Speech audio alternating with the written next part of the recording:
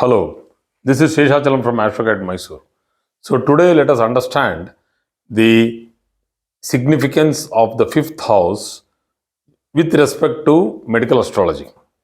So we all had spoken about the fourth house, which was the upper heart and the aorta. Now comes the lower part of the heart, that is the ventricles and the valves. So that is how it is defined.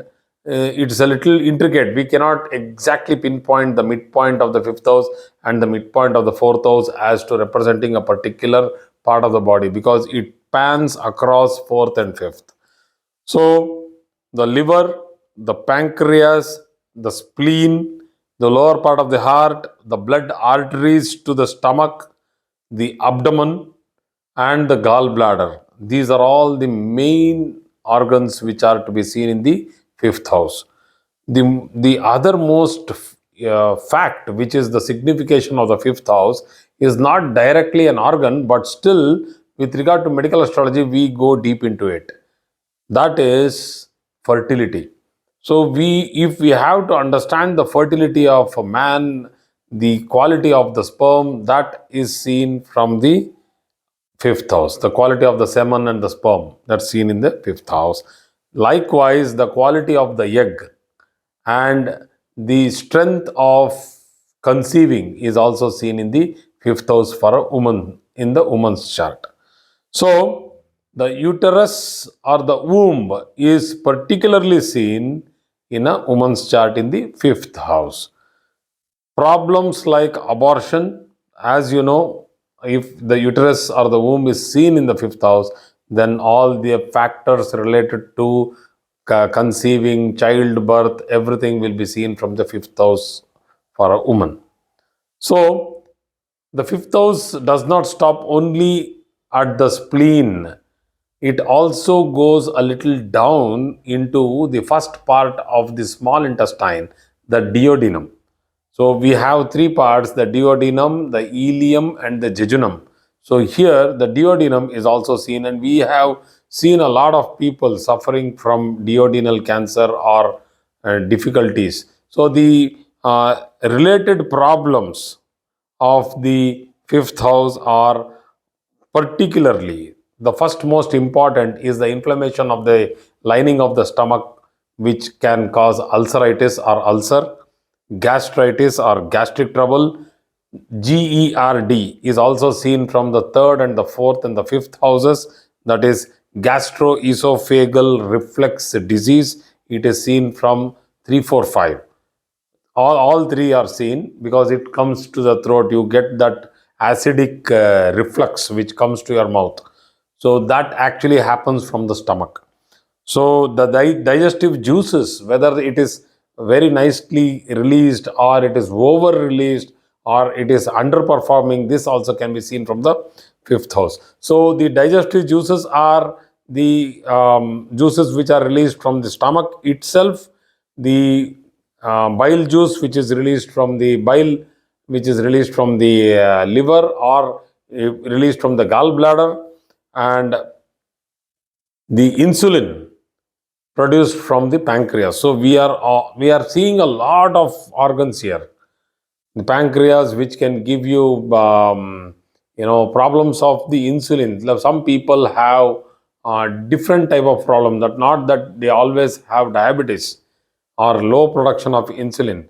Some people have got into, the body does not understand insulin itself. There is another disease. I suddenly forgot that name. I did not make a note of it. So anyway, so it is something like an autoimmune of insulin. So it happens. I think doctors are watching, so please name the disease.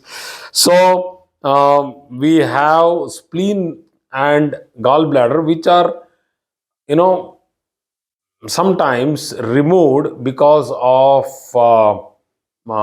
their, gallstones, and sometimes spleen is removed because of the cancerous problem.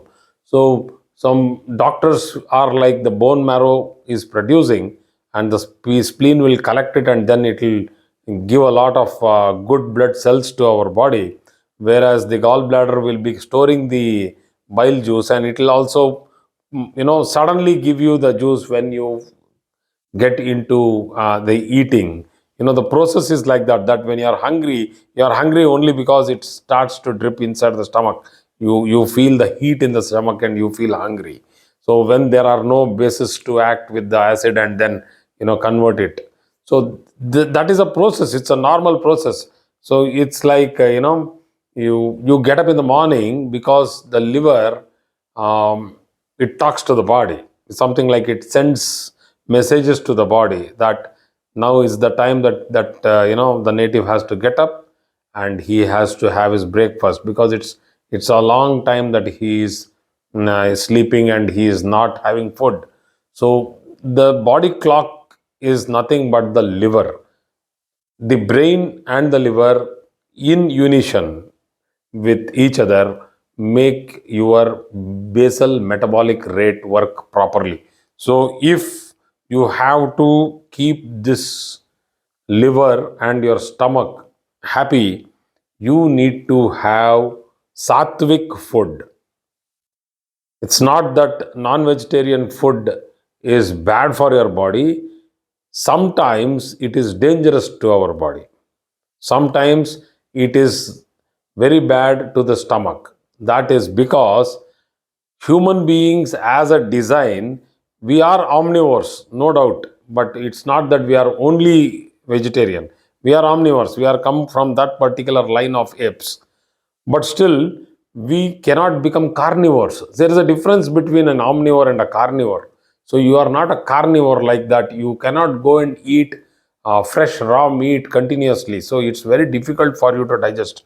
So the digesting capability and capacity of a human being is more towards a herbivore. That herbivore, because the intestine is 18 feet long approximate in a herbivore, and 5 to 6 feet long in an carnivore. So we have a lot of we are not as good as the cows, these bovines, because the stomach system of the bovines, or the horses, the cattle, the sheep, the what we call as ruminants. So the stomach system itself is different. So we are in between. We are omnivores. So that means we should have a major diet of vegetables, which takes a lot of time to digest. And our digestive juices which are produced in our body is very, very apt to digesting fruits and vegetables. So, and one more thing which I wanted to discuss in medical astrology here is that we all know about Fletcherism, where you need to chew your food a lot of times and make it into a liquid form, and then it goes inside by itself. You can't gulp and swallow. The easiest part to understand here is that if you swallow your food, the saliva which is produced, you can get the salivary glands opening just below your tongue. So whenever you lift your tongue, and you will get that gust of the salivary, spouting out saliva. So when you are eating, the saliva will come and it will mix up with the food. It is released. So you need to mix the saliva by chewing. So the more you chew, the more you are healthy. The more you chew, the less ulcers. The more you chew, the less gastric, zero gastric. So the gastric trouble, the GERD, or the gallbladder stones, most of it comes from our diet. Food allergies also can be seen. Food poisoning can be seen from the fifth house. So fifth house is a major part for any diagnosis, because that is the place which has highest interaction with the outside world. So half of our society nowadays has made it into a dustbin. They keep binging. So now we need to worship it as a temple. You cannot keep throwing stuff into your stomach. So people who know how to eat well will know how to live well. So thank you very much for today's class.